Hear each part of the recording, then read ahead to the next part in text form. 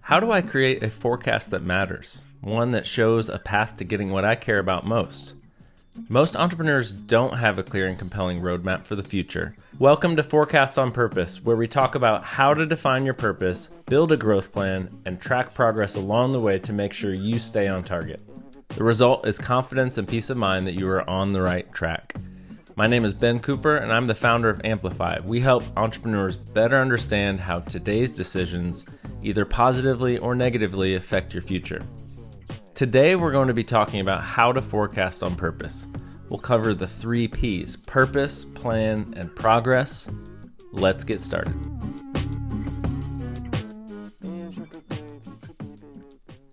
I remember the day, we'll call her Alicia, walked into my office. I was working with a group of investors at the time, doing due diligence, looking at business opportunities, investment opportunities, and Alicia was in a position where she had started a business, was really passionate about, hiring incredible workers and serving amazing customers and creating incredible products. And things were growing, things were going well, but Alicia didn't really feel super comfortable around numbers. She was more of a creative person, and she was a lot more comfortable making and designing the product than she was analyzing margins and looking at projections and forecasts. And what I found was that she really didn't have a plan. She didn't know what to do next. But it was almost like she had seen too many episodes of Shark Tank, and she saw, well, I don't know the answers, but I hear investors do. And so here we were sitting across from each other talking about her business. And as we started to dig into the numbers, it became clear that really deep down, she did not necessarily want to sell part of her business. She didn't necessarily want to invite other people's vision into her company. She just needed support. She needed somebody to help guide her through some of these really important decisions. And so I realized in that moment a few different things. One, as an entrepreneur, you are not alone. There are plenty of business owners everywhere who are feeling similar things to you and asking the same kinds of questions. Even if you may not be physically surrounded by people you can have these conversations with, in some ways, my hope is that you feel less alone even here as you're listening. Number 2, you don't have to guess about the future. You may feel like you're on repeat. You're kind of stuck on the hamster wheel and afraid to do anything different than you did last month or last year. It may feel better to play it safe than take some risks where you don't know how things might shake out. But the good news is there are some incredible tools that are available to you to help untangle the complexities and build a simple and clear picture of how this future could play out for you and your business. Number 3, you are fighting a good fight. Starting and growing a business is not for the faint of heart, but it can be extremely fulfilling and gratifying to see progress along the way. As you hit some of these incredible benchmarks and you say, wow, isn't it amazing? We kind of look up. It's like we're climbing a mountain. You kind of turn around and take in the view and you say, wow, look how far I've come. I believe business as a vehicle can be one of the greatest forces for good in the world. And my hope is that for you as the business owner, that you get to benefit and enjoy some of these positive impacts that can come from starting and growing a business. And then 4, the best growth plan connects today's decisions to your unique definition of success. So if you're looking ahead and you're saying, okay, here's in the big scheme of things, what's going to make all the hard work, all these hard decisions, all the late nights and energy, money, all these investments. If you're looking ahead in the future, the path between where you're currently at and where you're hoping to get has to connect back to the heartbeat of your business. So we'll dig into that here in just a moment. But what's important, in my opinion, is that your path doesn't necessarily just copy what you see other people doing. And what I mean by that is your end destination may be different than the business owner next to you. You may be facing similar challenges, but the way they make a decision may be different than how you make a decision, and both are good for your unique businesses. My hope is to give you permission to really imagine what's possible. And then the practical tools to answer some of those new what if questions, as you're thinking about, well, I can go this direction, but then I can also maybe hold off on making that decision, or should I accelerate that decision? Should we spend more over here? Should we cut back over here?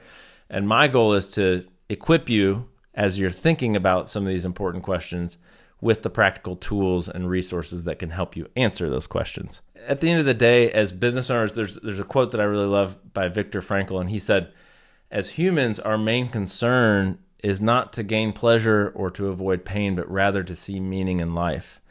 And I believe as an entrepreneur, you are willing to go all in and sacrifice a ton for something. And it's not always necessarily to create some big unicorn business that can make you stupid rich at the end of the day. But sometimes as a business owner, you're waking up to what can be a really challenging but fulfilling opportunity in front of you to step into the work that you have today. And my goal is that you can connect the hard work you're doing today to the end goals that you might have in the long run. So every episode, we're going to be digging into a few things. You can expect a short case study story of somebody like Alicia who is facing an important growth decision, and then a business concept that can apply to that entrepreneur situation and can help alleviate some of the pain or frustration. And then finally, a key question or action step for you to apply to your business. Also, it's possible in the future, we may be talking about you and your business. You may be on the other microphone here, and we might be talking about challenges that you're specifically facing. So today, my goal is to just give a high-level view of what it means to think about the future, but build your forecast and do your forward thinking on purpose. And so you may hear the two kind of meanings. Forecast on purpose, it means we build a forecast on the foundation of purpose. And then we also forecast actively as a verb, we forecast intentionally. So we'll dig deeper in future episodes into each of these 3 Ps. And if you'd like, you can go to forecastonpurpose.com and download a free guide that also drills into a deeper level of detail, but it kind of parallels the things that we'll be talking about here and in future episodes. So let's jump into the 3 Ps. So first, purpose. So this is kind of the why behind, if you've ever listened to Simon Sinek, you can hear him talk about the importance of defining and understanding the why behind what you're doing. It's kind of the heartbeat, it's kind of fast forwarding to the end and you're thinking about what's the ultimate purpose. How does that sequence back and translate back into the way you're thinking about today? So it's your custom definition of success. What makes this all worth it in the end, as you're fast forwarding into the future. So why does this matter? Others will quickly give you a definition of success, and whether that's directly somebody saying, hey, for your business, you need to follow this formula if you want to scale, or just kind of indirectly, almost like the Shark Tank exposure that Alicia had. You might just see how other people are doing and just assume, well, I guess I'm just supposed to grow at all costs. And we might think that following somebody else's formula or the same pattern that we see other people doing might lead to fulfillment, but unfortunately, you might find out too late that, I thought this was going to pay off in the end, and then unfortunately, it might not. The second P is plan. So this is where we actually begin to sequence back from, okay, this is the ultimate goal that we have in the long run, and we can build our forecasts, our projections, our month-by-month picture of how revenue and variable costs and overhead expenses and different cash decisions we might be making all play together. If we're extrapolating kind of the current patterns in the business and starting to see those play out over the future, and then begin to layer new decisions over that foundation of, okay, here's the trajectory we're on, and now what if we hire this person, or what if we invest in this new machine? It's important to be able to tie the current things that are kind of keeping you awake at night and keeping you, causing you to lose sleep maybe, and saying, I'm just not sure if I should go left or if I should go right. This is having a clear plan that connects to that end goal is incredibly important, because if you don't, you might be working really hard. And then if you're not seeing progress, then you could begin to grow discouraged along the way if you're not seeing that you're actually getting closer to the meaning and impact that you're hoping to have through your business. And then the third P is progress. So This is where we can set metrics and say, how do we know that we're on track? So how are we going to, in a measurable way, be tracking progress, to make sure that we're staying on target and that we're keeping our eyes on the important things? And then, what can we do to improve or accelerate results? So what are the profitability levers, for instance, that we can reach out toward and, begin to make those small improvements that begin to stack up over time? And the importance of this and importance of tracking is so that you can course correct sooner than later. So you can be more proactive instead of just being reactive. Frederick Buechner, one of my favorite authors, talks about running a business is like being lost in a forest of a million trees. And so if you've ever run a business and you felt that way, raise your hand. You might have felt like you've been lost in the forest. So at the end of the day, remember a couple things. Direction comes from within. Only you are able to define what success is going to mean for you and your business.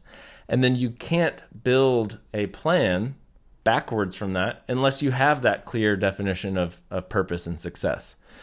In the next episode, we're going to dive into defining a success statement and actually putting words and potentially numbers into getting a clear picture of what's possible in the future. So the key question I want to leave you with today is, what is it that you truly want and hope for from your business?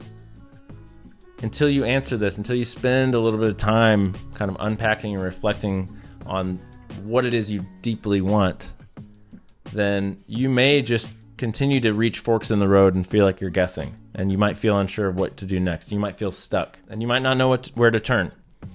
So my challenge to you is to take time and reflect on what it is you hope for, what it is that deepest desire for, the thing that's going to make it all worth it in the end, for all this hard work that you're pouring into your business day in, day out.